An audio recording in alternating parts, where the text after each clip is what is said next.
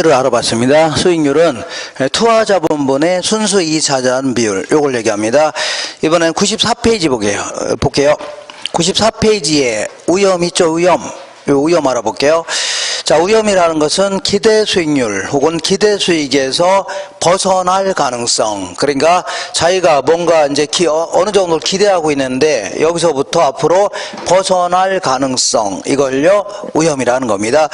그러니까 이걸 다른 표현으로 한다면 앞으로 실현될 수익이 기대치에서 어느 정도 벗어날 수 있냐. 그런 얘기죠. 벗어날 수 있는 정도. 이걸요, 우염이다. 자, 난 무슨 얘기인지 잘 모르겠다. 그러면 써보겠습니다.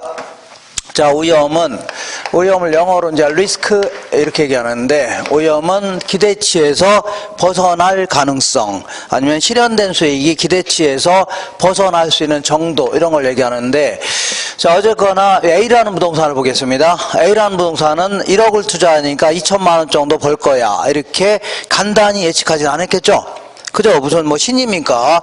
우리 1억 투자하니까 매년 2천만 원 벌 거야. 이렇게 예측하지 않았다는 얘기입니다. 예컨대 이런 식으로, 자, 요게 이제 그러니까 A라는 부동산이 Y라는 대안이라고 간주해보자. Y라는 대안.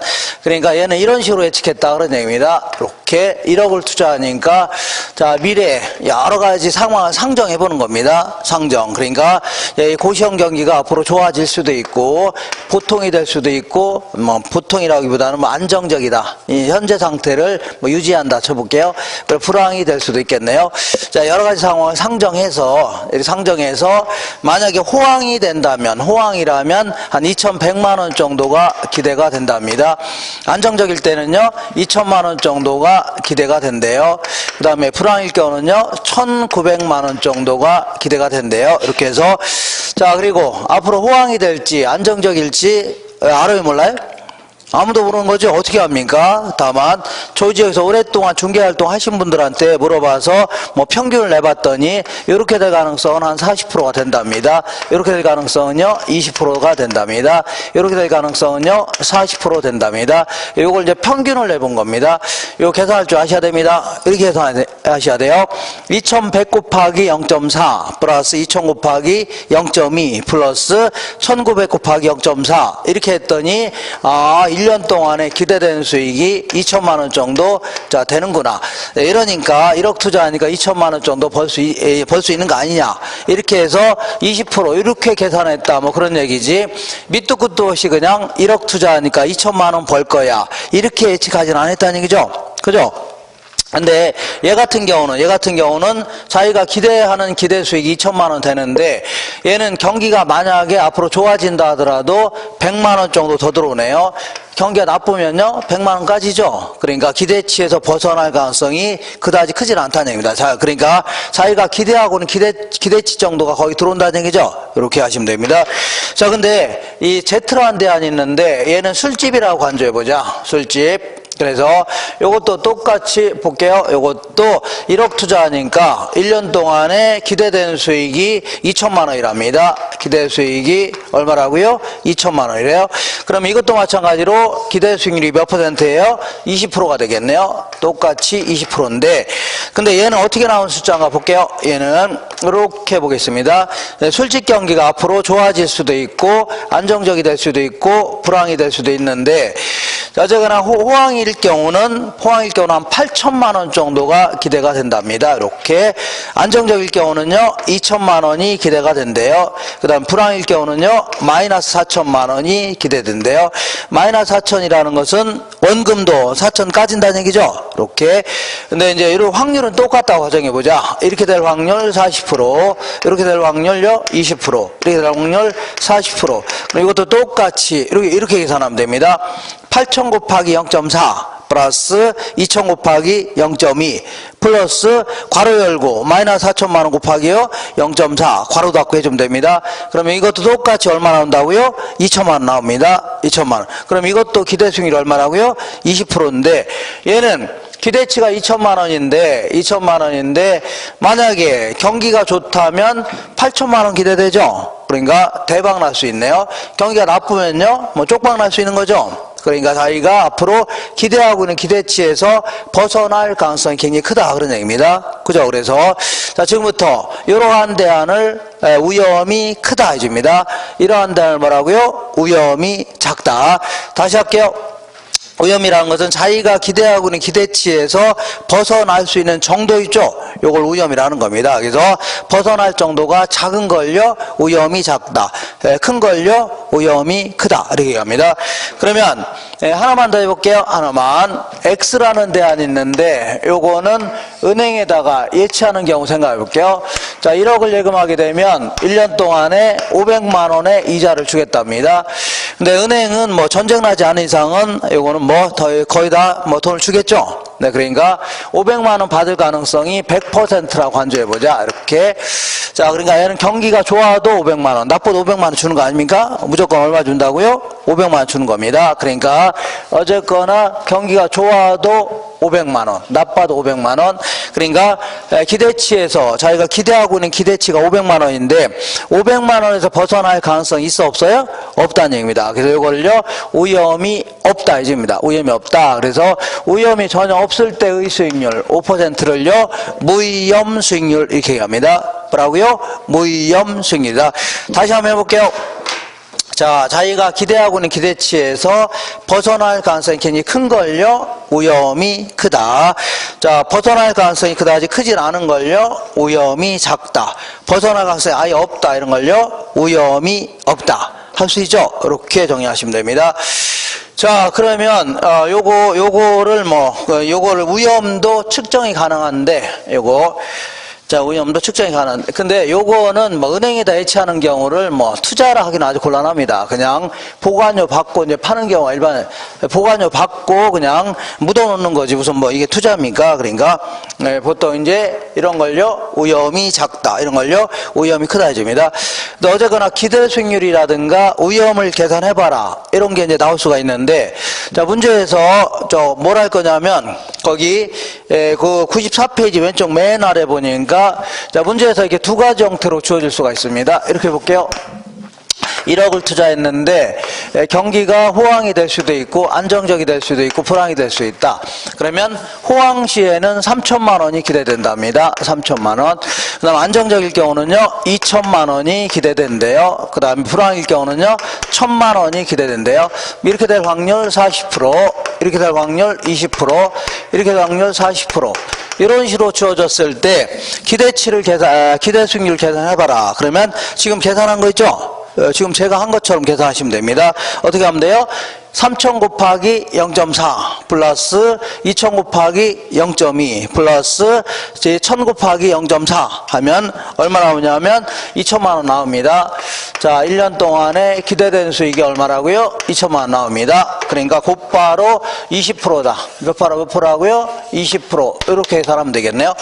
근데 이런 식으로 이제 주어지는 경우도 있고 어떤 식으로 주어지냐면 이런 형태로 주어지기도 합니다. 자, 어떻게 하냐면 이렇게 볼게요. 각 상황하의 수익률이 곧바로 주어지는 경우도 있습니다.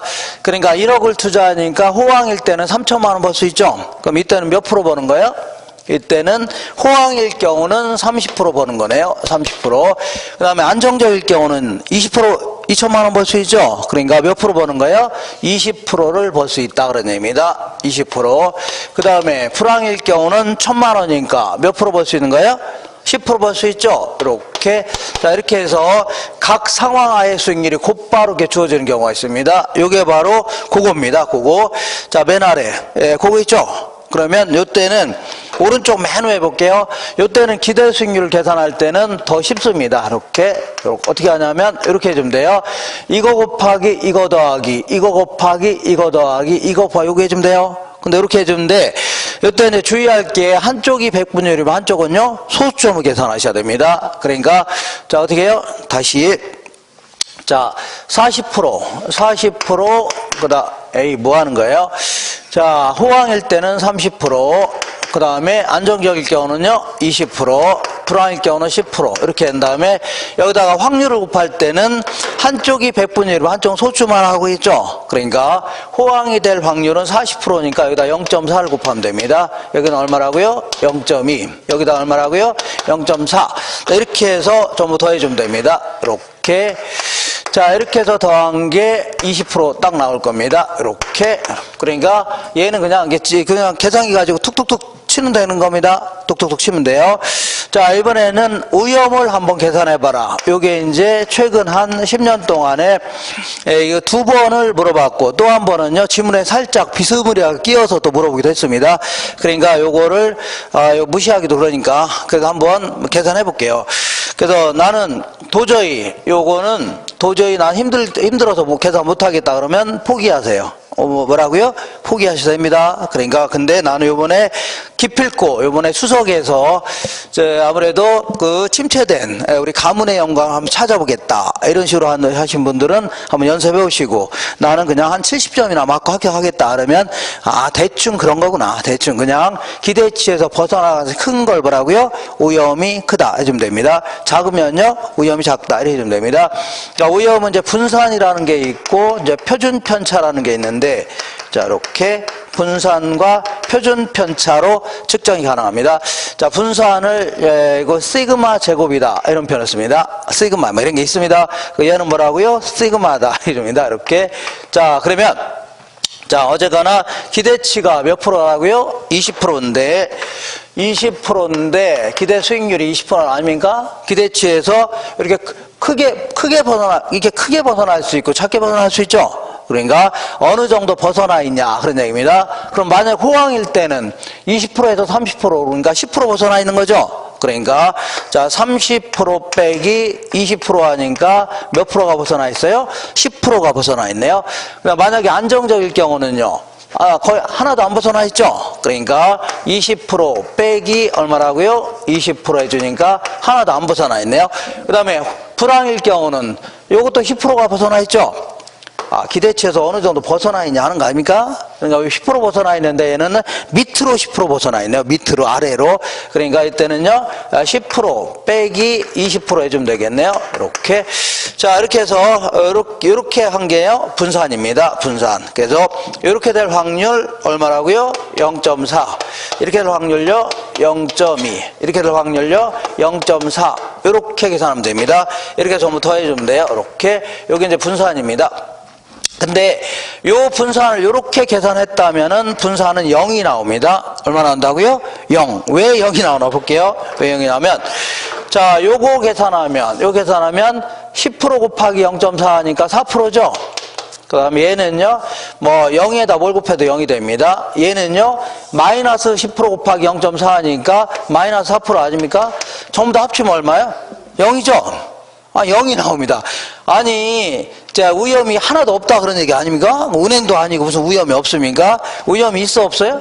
있죠. 은행이 있는데도 불구하고 위험이 있는데도 불구하고 위험이 0이다 하는 건 말이 안 되는 겁니다. 그죠? 왜 이런 효과가 나타나냐면 이렇게 플러스 효과를 마이너스 효과로 까는 바람에 어떤 경우는 분산이 하나도 안 나올 수 있다는 얘기죠. 그래서 이 마이너스 효과를 무시하려고 여기다가 제곱을 친 겁니다. 여기다가 제곱 이렇게 친 겁니다. 자, 그러면 계산해 볼게요. 계산하면 10의 제곱은 100이죠. 100 곱하기 0.4 하니까 40%가 되겠네요. 그 다음에 얘는 0을 뭘로 해도 0입니다. 그리고 얘는 마이너스 10에 제곱하면 그냥 플러스 100이 됩니다. 마이너스 10을 2번 곱하면 얼마라고요? 100이 됩니다. 100 곱하기 0.4 하니까 40%가 되겠네요. 그러면 계산하면 얘는 몇 프로라고요? 80%가 됩니다. 이게 바로 분산이에요. 그죠? 이거 시도해 보시고 정이 안 되면 어떻게 해요? 어쩔 수 없습니다. 이렇게 해서 이런 식으로 계산하는구나 이렇게 하시고, 근데 이 분산이라는 놈은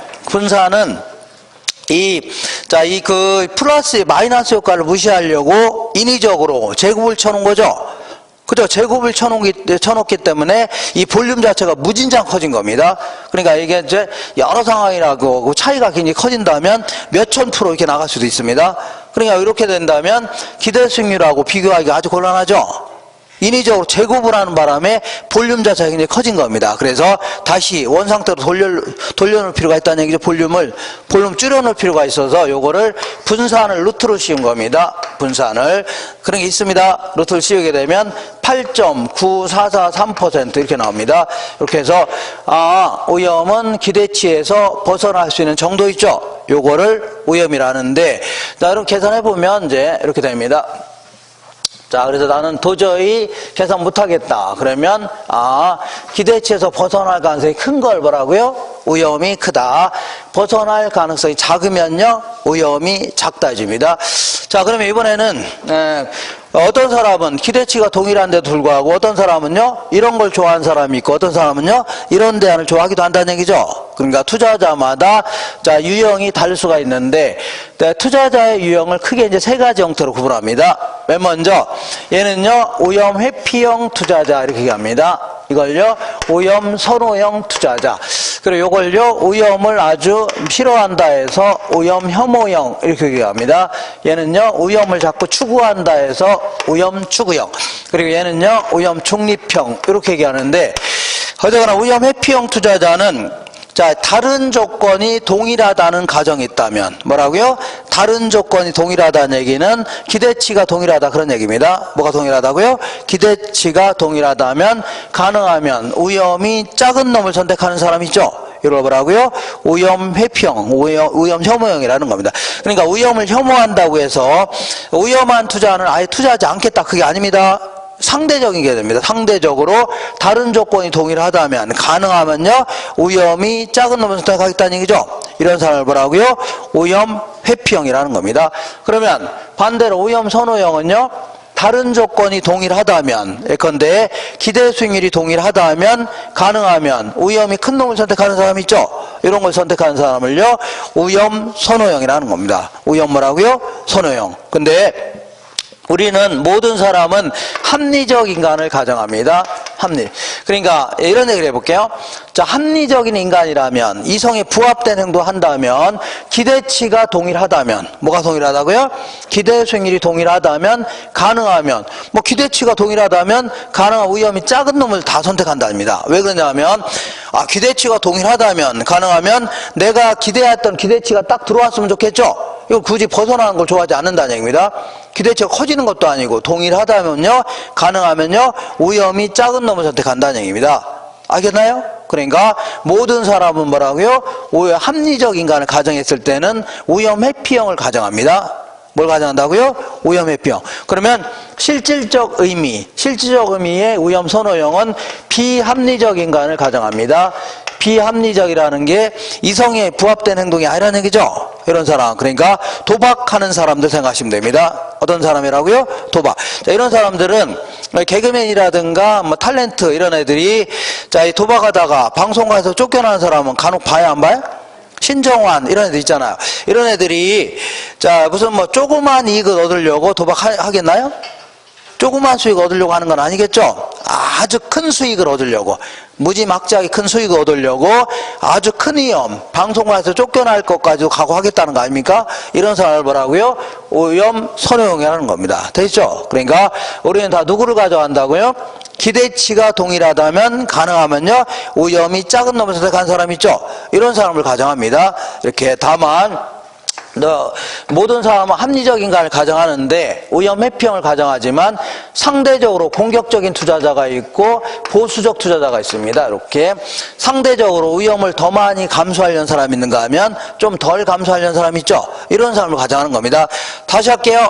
반드시 기억하셔야 됩니다. 모든 사람은 뭘 가정한다고요? 오염 회피형 투자자를 가정합니다. 기대치가 동일하다면 가능하면요, 오염이 작은 놈을 선택한다는 얘기죠. 그죠? 근데 다만 상대적으로 위험을 더 많이 감수하려는 사람을요, 공격적 투자자, 덜 감수하려는 사람을요, 보수적 투자자 이렇게 합니다. 이렇게 하시면 돼요. 자, 이렇게 해서 이렇게 좀 정리하시고 요것도 다 지우겠습니다. 그러면 오염이라는 게 기대치에서 벗어날 가능성, 요걸요 오염이라는 겁니다. 이렇게. 자, 그러면 자 다시 볼게요. 오염이라는 건 자기가 기대하고 있는 기대 수익에서 벗어날 가능성이 큰 걸요, 오염이 크다. 벗어날 가능성이 그다지 크지 않은 걸요, 오염이 작다 해주는데, 지금까지는 오염이 크다 작다 이런 것만 얘기했지 무슨 이유 때문에 오염이 커지고 무슨 이유 때문에 오염이 작아지냐 이런 얘기를 했어요, 안 했어요? 안 했죠? 그런 얘기를 알아볼게요. 자, 이걸 부동산 투자의 위험이라 하는데, 여기에는 맨 먼저 사업상의 위험이라는 게 있습니다. 이렇게. 그 다음에 이제 금융적인 위험. 다음에 인플레 위험. 자, 이거부터 법적 위험을 먼저 해볼게요. 법적 위험이다. 그 다음에요, 인플레 위험. 마지막으로요, 유동성 위험. 이렇게 한번 볼게요.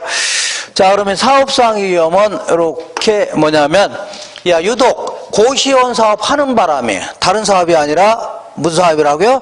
고시원이라는 사업을 하는 바람에 발생하는 위험을요, 사업상의 위험이라는 겁니다. 예를 들어서, 어디 갔어요? 시장 위험이다 해서 고시원 경기가 침체가 될 수 있어, 없어요? 있죠. 그럼 크게 손해보거나 호황이 되면 크게 이득 볼 수 있죠. 이런 걸요, 시장 위험이다. 그 다음에, 자, 운영 위험이다 해서 운영을 개판으로 하면 크게 손해봐요? 안 봐요? 보죠. 운영을 잘하면 큰 이득을 볼 수 있겠네요. 이걸요, 운영 위험이다 해줍니다. 그 다음에 위치적 위험이다 해서, 자, 위치적. 자, 원래 저기다가 이제, 저기다 이제 A라는 고시원을 차렸는데, 나중에 보니까, 한 2, 3년 지나서 그 앞에, 자, 이 장례식장이 들어왔다는 얘기죠, 병원. 그러면 아마 크게 손해볼 수도 있겠네요. 이런 식으로 입지 선정을 잘못하는 바람에 생기는 위험을요, 위치적 위험이라는 겁니다. 그 다음에 금융적 위험은 아까 얘기한 대로, 자, 은행에서 돈을 빌려서 투자하게 되면 내 돈 투자액 대비 수익률을 높일 수 있어, 없어요? 높일 수 있죠, 일반적으로. 근데 그만큼 나중에 경기 변동이라든가 이런 것 때문에 그만큼 돈을 못 갚을 가능성도 그만큼 커져요, 작아져요? 커지는 거죠. 장사 안 되고 그러면 이런 걸 뭐라고요? 이거를 금융적 위험이라는 겁니다. 그 다음에 법적 위험은 이제 법적 환경이 변했다. 예를 들어 저 지역이 원래 상업지역이라 처음엔 잘 됐는데 나중에 정부가 저 지역을 주거지역으로 묶어놓은 바람에 크게 손해볼 수 있는 거 아닙니까? 아니면요, 정부 정책이 변할 수도 있는 겁니다. 정부에서 재정이라든가 금융정책 이런 게 변하게 되면 그만큼 이자율도 변해, 안 변해? 변할 수 있죠. 거기에 따라서 크게 손해보거나 이득 볼 수 있는 거 아닙니까? 이걸요, 이거 법적 위험이라는 겁니다. 뭐라고요? 법적 위험. 그 다음에 인플레 위험은, 자, 요거는 부동산이라는 것은 인플레에 따른 손해를 일반적으로 볼 수는 없는 겁니다. 일반적으로. 왜냐하면 인플레이션이 뭐예요? 물가가 오르는 거 아닙니까? 그죠? 여기서 물가라는 게 실물 자산의 가격이 오른다는 얘기입니다. 여기서 실물 자산이라는 게 화폐 자산이 아니라 이렇게 이런 걸 다 뭐라고요? 실물 자산 해주는 겁니다. 그러면 부동산도 실물 자산이에요? 화폐 자산이에요? 실물 자산 아닙니까? 그러니까 인플레가 발생하게 되면 실물 자산인 부동산 가격도 같이 올라가는 겁니다. 그러니까 부동산을 투자한 사람은 크게 손해볼 게 있어, 없어요? 없다닙니다. 같이 올라가는 거니까. 근데 왜 이런 게 나오냐면 부동산은 비싸요, 싸요? 비싸니까 때로는 은행에서 돈을 빌릴 필요가 있는데, 만약에 은행 입장에서는 보통 변동금리로 주로 빌리려고 합니다. 어떤 거라고요? 변동금. 그러니까 변동금리로 빌렸다가 나중에 인플레가 심해지면 이것들이 막 이자를 올리려고 합니다. 다음 주에 할 겁니다. 거기에 따라서 크게 손해볼 수도 있는 거 아닙니까? 이런 걸요, 인플레 위험이라는 겁니다.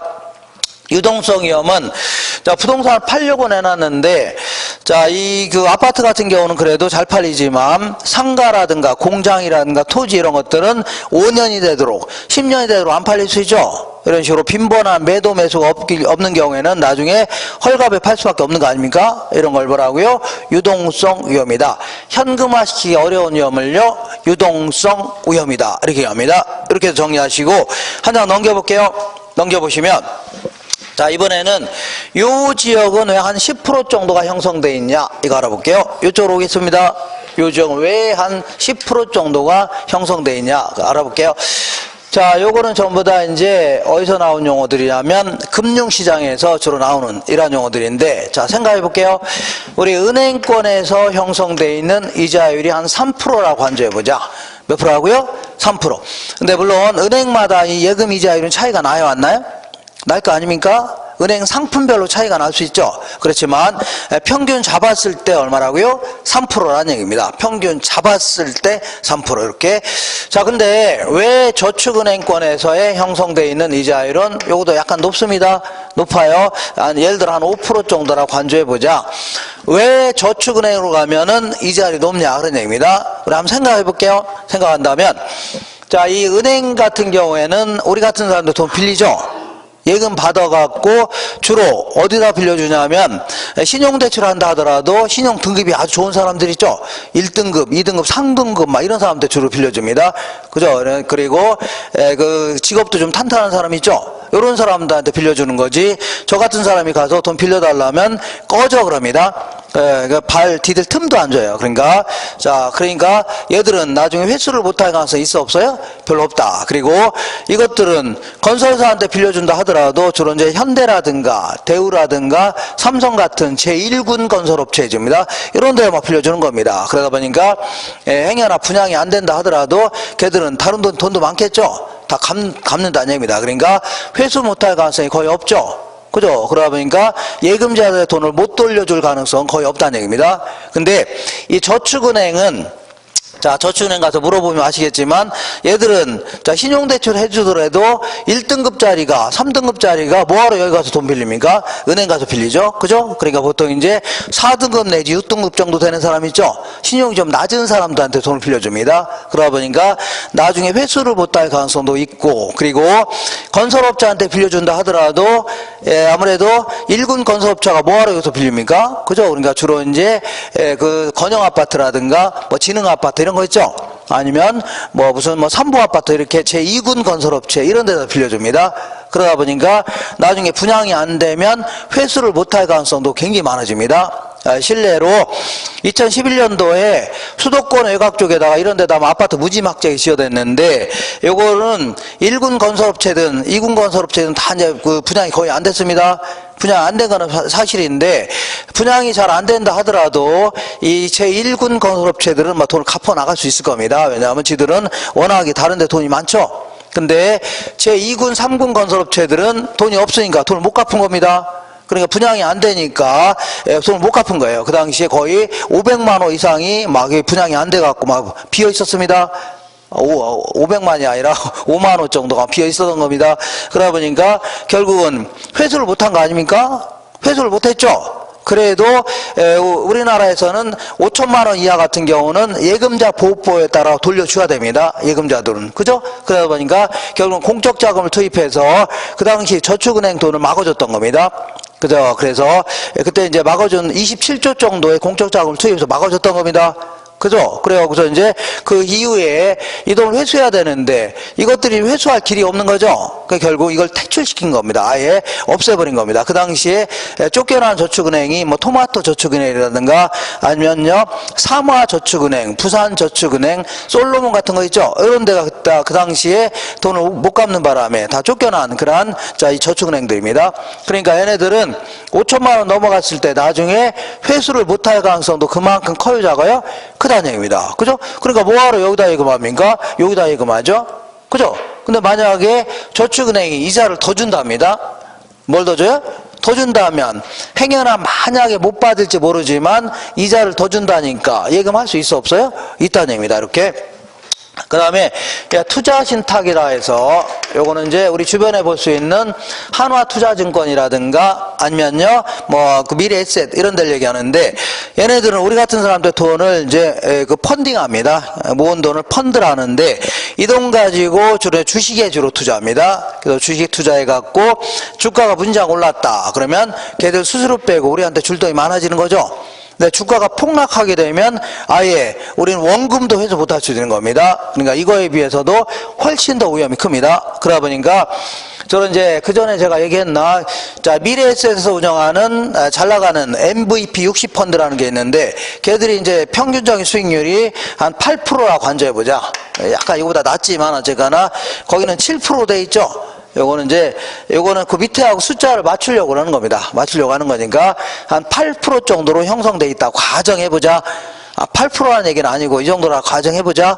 그러면 오른쪽으로 갈수록 점점 시장 평균 수익률이 올라갔어요? 떨어졌어요? 오른쪽으로 갈수록 점점 올라가요? 떨어져요? 올라가는 거 아닙니까? 근데 왜 이렇게 올라가냐면 사람들은 알게 모르게 위험이 커지면 그에 상응하는 높은 수익을 자꾸 요구한다 그런 얘기입니다. 그렇기 때문에 저축은행 같은 경우는 3% 외에도 추가로요 2%를 요구한다는 얘기죠. 요것도 마찬가지로 3%에도 5% 정도를 추가로 요구한다. 그런 얘기입니다. 그러면 아까 얘기한 대로 부동산 투자에도 오염이 있어 없어요? 오염이 있다고 했죠? 오염이 크건 작건 오염이 있을 거 아닙니까? 그러니까 당연히 오염이 전혀 없을 때의 수익률을 무위험률 해줍니다. 오염이 전혀 없을 때, 은행에다 예치했을 때의 수익률을요, 무위험률. 여기다가 부동산 투자했을 때 당연히 오염이 있어 없어요? 있죠. 그러니까 그에 상응하는 추가적인 수익률을 요구합니다. 이걸요, 오염 할증률이다 해줍니다. 뭐라고요? 오염 할증률. 그러면 우리가 은행에다 예금했을 때는 오염이 전혀 없는데도 불구하고 3% 정도를 요구하는 이유가 뭐냐? 요거는 이제 시간에 대한 대가로 받으려고 하는 겁니다. 무슨 대가라고요? 시간. 그러니까 은행에다 예치하게 되면 1년 동안에는 이자 받으려면 그 돈을 못 찾아 쓰는 거죠? 아닌가요? 그러니까 시간에 대한 대가, 그러니까 보관료는 받아야 될 거 아닙니까? 그래서 이걸요, 무위험률이다. 그리고 요거는 당연히 뭐라고요? 오염에 대한 대가로 받으려고 하는 겁니다. 무슨 대가라고요?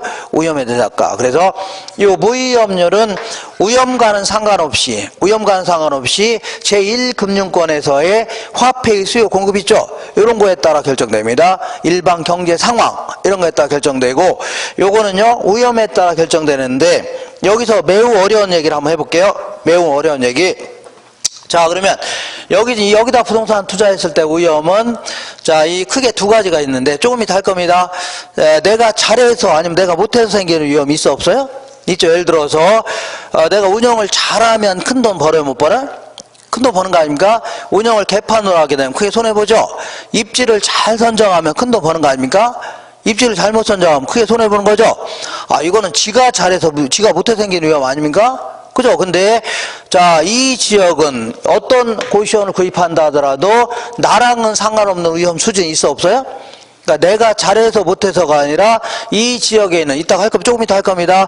이 지역에 있는 모든 부동산에 공히 영향을 미치는 위험. 그러니까 노량진의 고시원들에게 공통적으로 영향을 미치는 위험이 있다는 얘기입니다. 예를 들어서 정부가 공무원을 대폭 축소하기로 했다. 그러면 전체적으로 떨어져 안 떨어져요? 떨어지죠? 아니면요, 공무원을 대폭 확대하기로 했다. 올라갈 수 있죠? 그죠? 이런 걸 이따가 하겠지만 이걸 체계적 위험이다 이렇게 표현합니다. 무슨 위험이라고요? 체계적. 그러니까 내가 저축은행 가면은 2%를 추가로 자꾸 요구하죠? 그죠? 근데 이게 내가 잘해서 못해서요? 그게 아니잖아요. 금융권에서 형성되어 있는 나랑은 상관없는 위험 수준이 있다는 얘기죠? 그런 거에 따라 결정되는 거지. 이거는요, 이것도 마찬가지입니다. 내가 잘해서 못해서가 아니라 노량진의 모든 부동산에 공히 영향을 미칠 수 있는 위험이 있죠? 이런 거에 따라서 결정되는 겁니다. 물론 사람마다 위험을 대하는 태도는 약간 다를 수가 있는 겁니다. 예를 들어 돈이 많은 사람들은 약간의 위험도 별 대수롭게 생각하는 사람이 있죠. 어떤 사람 크게 생각하는 사람이 있으니까 사람마다 위험을 대하는 태도는 약간 다를 수 있기 때문에 요구 수익률로 다를 수는 있는 겁니다. 약간씩. 그렇지만 평균 잡았을 때 뭐라고요? 10% 정도를 요구한다. 그런 얘기입니다. 이거 되겠죠? 약간 감이 오시나요? 아주 어려운 얘기를 했는데 감이 오시나요? 네. 자, 근데 앞으로 인플레이션이 예상된다. 인플레이션이 예상된다면 화폐의 가치가 오르는 거예요? 떨어지는 거예요? 자, 화폐의 가치가 떨어지는 겁니다. 똑같은 100만원으로 물건을 그전에 10개 사다가 지금은 5개밖에 못 사는 거 아닙니까? 그러니까 화폐의 가치가 반으로 떨어진 겁니다. 그랬음에도 불구하고 똑같은 이만큼만 받으면 투자자가 손해보겠네요. 그래서 요거는 이제 누가 얘기했냐면 피셔라는 사람이 얘기했다서 이걸요, 피셔의 효과다 이제입니다. 무슨 효과라고요? 피셔의 효과다. 그래서 이렇게 해서 결국은 이 요구 수익률은 이 지역에 있는 모든 부동산에 공히 영향을 미칠 수 있는 위험이 있죠. 이런 거에 따라서 이 정도는 얻을 수 있다. 그 정도 위험이라면 금융시장 가서 충분히 얻을 수 있다. 그런 의미입니다. 되겠죠? 근데 얘는 그거 이상 얻을 수 있으니까 당연히 여기다 투자하려고 하겠네요. 이렇게. 자, 이렇게 해서 정리하시고, 그러면 이제 이번에는 마지막으로, 자, 어디 볼게요. 97페이지 볼게요. 그러면 부동산 투자하게 되면 필연적으로 위험이 있어 없어요? 부동산 투자하면 위험이 있어 없어요? 있죠. 그러면 이거를 위험을 어떤 형태로 투자 결정에 반영할 것인가, 이걸요, 위험의 처리 방법이다 이렇게 합니다. 위험의 뭐라고요? 처리 방법이다 해주는데, 자, 이거 우리 교재는 어디가 있냐면 316페이지 있을 겁니다. 97페이지 딱 중간에 위험의 처리 방법 있어 없어요? 있는데 이건 어디에 있다고요? 316페이지 있습니다. 그래서 위험의 처리 방법은 여러 가지가 있는데 이 중에서 1등이 뭐냐면 한 장 넘겨볼게요. 한 장 넘겨보시면 98페이지에 그 아래쪽에 보니까 박스 안에 위험 조정 할인율법 있어 없어요? 있죠. 요게 바로 우리 투자론에서 1등입니다. 1등. 이걸요, 위험 조정 할인율법이다. 요게 이제 1등인데, 안 쓰신 분들은 옆에다 이렇게 써놓으세요. 끄집어낸 다음에 이걸요, 할인 현금 수지 분석법이다 해줍니다. 할인 현금 수지 분석법. 이렇게. 요게 우리 투자론의 자, 심장이다 생각하시면 됩니다. 뭐라고요? 심장. 요걸 공부하려고 여태 이렇게 잡다한 얘기를 하는 겁니다. 요게 바로 위험조정 할인율법이 1등이고, 두 번째는요, 포트폴리오 투자. 요거는 제가 잠시 후에 할 겁니다. 포트폴리오. 요거는 2등입니다. 얘가 1등, 얘는요, 2등. 그래서, 어쨌거나 위험조정 할인율법은, 이런 얘기입니다. 예, 이거 계속 할 거니까. 1억을 투자했는데 1년 후에 처분했을 때 1억 2천만 원 정도 들어오는 투자안이 있다. 치자. 이렇게.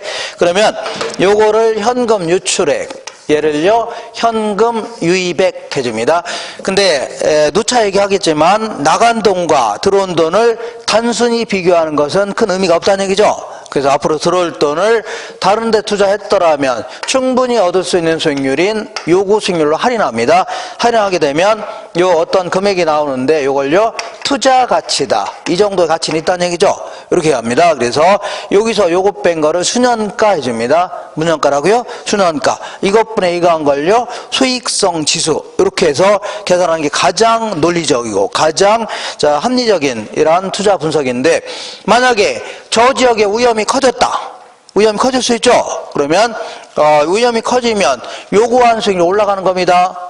올라갈 거 아닙니까? 그러니까 이 할인율이 올라가는 바람에 투자 가치는 낮게 평가됩니다. 그러면 여기서 요거 뺀 게 수년가죠. 수년가도 낮아지는 겁니다. 이런 식으로 결정하는 걸요, 위험 조정 할인율법이다. 요거는 요거 끝난 다음에 이거 위주로 계속 하는 겁니다. 이거 위주로 계속 하는 거니까 잠시 하기로 하고, 이따 하기로 하고, 포트폴리오 투자는, 자, 우리 돈이 한 30억 정도 갖고 있는 자가 있다. 예, 돈이 많은 자들은 부동산 한 군데만 투자해요. 여러 군데 나눠 투자할 수도 있어요.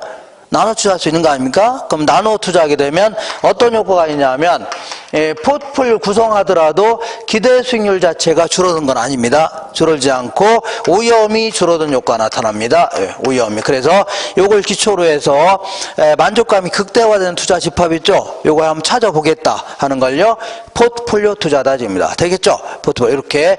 자, 이렇게 해서 요 두 가지가 가장 중요한 내용이니까 이렇게 하시고, 나머지는 자, 자세히 안 물어봅니다. 안 물어보고 그냥 간단간단히만 물어봅니다. 간단간단히 지문에 끼워서 물어보니까 간단히 정리해 볼게요.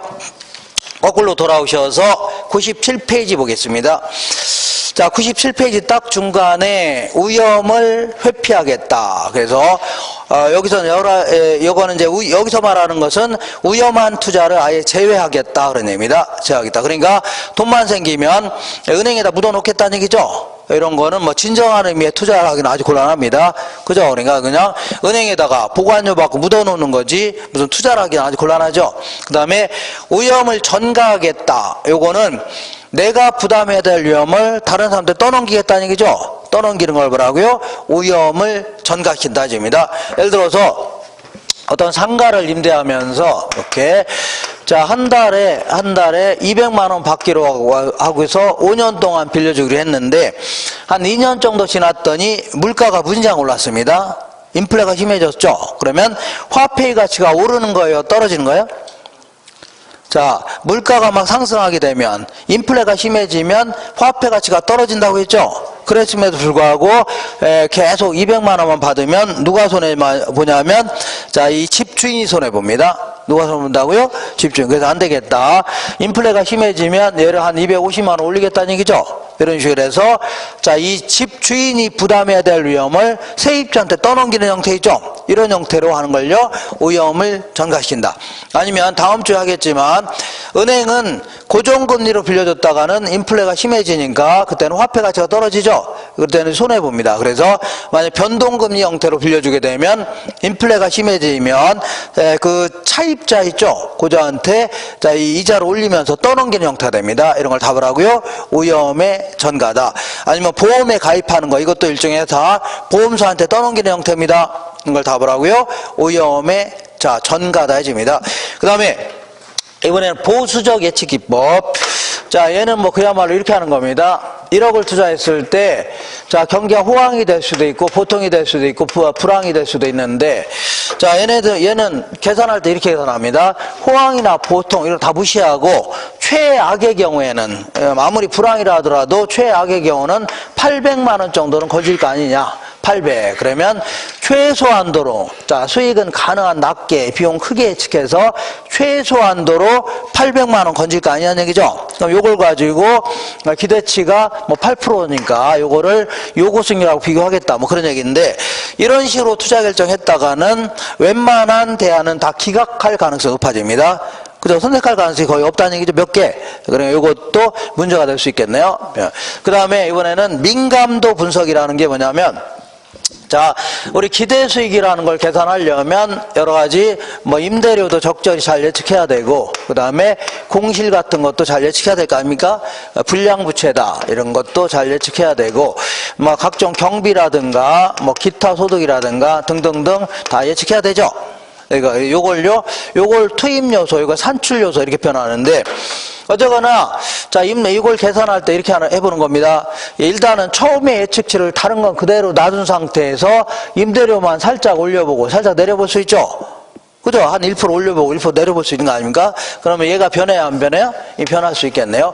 이번에는 공실만 살짝 올려보고 내려볼 수 있죠. 그러면 얘가 변해야 안 변해요? 변할 수 있겠네요. 그러면 이 중에서 하나하나 변동시켜 봤을 때 가장 크게 변하는 놈이죠. 그걸 찾아내는 겁니다. 그게 이제 앞으로 위험이 커질 가능성이 가장 크다는 얘기죠. 그러니까 예를 들어서 공실을 움직여 봤더니 얘가 다 가장 크게 막 움직인다는 얘기죠. 그거를 끄집어낸 다음에 이 공실만 처음에 예상됐던 공실이 한 3%라면 이 3%만 처분할 때까지 계속 유지만 한다면 오염이 크게 줄어들 거 아니냐는 얘기죠. 이렇게 하겠다는 걸요. 민감도 분석이라는 겁니다. 무슨 분석이라고요? 민감도 분석이다. 이렇게 얘기합니다. 자, 그 다음에 한 장 넘겨볼게요. 넘겨보시면 자 얘는 평균 분산 결정법. 얘는 그래도 조연급은 됩니다. 자 지금까지 한 다른 것들은 다 엑스트라급인데 얘는요 조연급은 돼요. 조연급. 그래서 여기서 평균이라는 것은 기대 수익률을 얘기합니다. 뭘 얘기한다고요? 기대 수익률. 그리고 분산은요 위험을 얘기합니다. 아까 위험을 측정할 수 있는 척도가 분산과 뭐가 있다고요? 표준 편차가 있다고 했죠. 근데 얘는 어떻게 하면 이렇게 하는 겁니다. 우리는 다 누구를 가정한다고요? 오염 회피형 투자자를 가정합니다. 그렇기 때문에 기대 수익률이 동일하다면 가능하면 뭘요? 오염이 작은 놈을 선택합니다.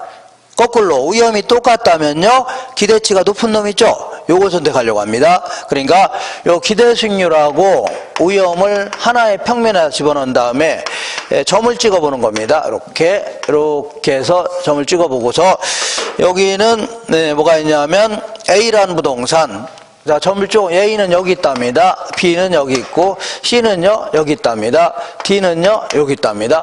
자, 이렇게 해서 점을 찍어볼 수 있죠. 기대치와 위험을 점을 찍어본 다음에 자 여기서 이제 선택하겠다 그런 얘기입니다. 선택하는데 자 일단은 C하고 D를 보니까 C하고 D는 기대치는 같아요? 달라요? 같죠? 같은데 D보다는 C가 위험이 작죠? 그러면 얘를 기각하고 얘를 선택하겠다는 얘기입니다. 자, 지금부터 이런 거를 지배한다 이제입니다. 이런 것들은 이런 걸요 지배한다. 자, 이번에는 A하고 B를 보니까 둘 다 오염은 같아요? 달라요? 같죠? 같은데 B보다는 A가 기대치가 높죠? 그러니까 얘를 기각하고 얘를 선택하겠다. 얘는 이런 걸요 지배한다 얘기입니다. 그래서 지배 원리를 충족하는 이런 걸 선택하겠다 그런 얘기입니다. 그죠? 근데 요거는 이제 문제점이 있는 게 아주 여기까지는 괜찮습니다. 문제가 없는데 문제는 A하고 C 중에 둘 중에 하나를 선택해라. 이렇게 할 수 있죠? 둘 중에 하나. 이럴 경우는 A는 C보다 오염도 크고 기대치도 높죠? 그럼 아주 곤란하네요. 그죠? 이런 건 선택할 수 없는 겁니다. 평균 분산 결정법에 따르면 선택이 불가능합니다. 그죠? 이것도 문제가 되고. 근데 만약에 요거를 변이계수라는 걸 가지고 해서 계산해 볼 수는 있습니다. 변이계수. 그러니까 변이계수는 기대 수익률분의 오염해 준 겁니다. 자, 예를 들어 기대 수익률이 20%인데 오염은 뭐 10%다. 그러면 0.1이라는 얘기죠. 자, 0.5네. 무슨 얘기하는 거야? 자, 그러면 이거는 기대치 1%당 오염은 0.5%라는 얘기입니다. 이런 식으로 해서 가능하면 작은 놈을 하나 선택할 수 있는 겁니다. 이렇게 할 수 있는데 이것도 상당히 문제가 될 수 있는 게 만약에 A하고 C가 둘 다 변이계수가 1이다. 뭐 3이라고 치울게요. 둘 다 똑같을 수 있죠. 그러면 이때는 얘나 얘나 똑같다는 얘기 아닙니까? 아무거나 선택이 된다는 얘기죠. 요거는 아주 의미가 없는 겁니다. 왜냐하면 사람마다 어떤 사람 이런 걸 좋아하기도 하고 이런 걸 좋아하기도 하죠. 그죠? 그러니까 사람마다 투자성에 다를 수가 있기 때문에 이거를 똑같이 아무거나 선택해도 같다는 것은 의미가 없는 겁니다. 그러니까 얘는 조연급 정도는 되는 게 왜 조연급 되냐면 요 논리 자체가 이제 조금 있다가 포트폴리오 이론에서 효율적 전선을 구축하는 데 써먹습니다. 뭘 구축하는데요? 효율적 전선이라는 게 있습니다. 이거 구축하는 데 써먹을 뿐이지 그렇지 않으면 큰 의미가 없다는 얘기죠. 이렇게 하시면 됩니다. 이렇게 해서 정리하시면 돼요. 자, 이렇게 해서 뭐까지 알아봤냐면 예? 뭐라고 한 것 같은데? 오염의 처리 방법까지 알아봤습니다. 이렇게 해서 자, 그러면 자, 지금부터 이제 잠깐만 쉬었다가 진짜 이제 2등이 뭐예요? 포트폴리오 투자. 그 다음 1등이요? 오염조정 할인일법입니다. 2등부터 먼저 할 겁니다. 2등. 잠깐만 쉬었다 할게요. 잠깐.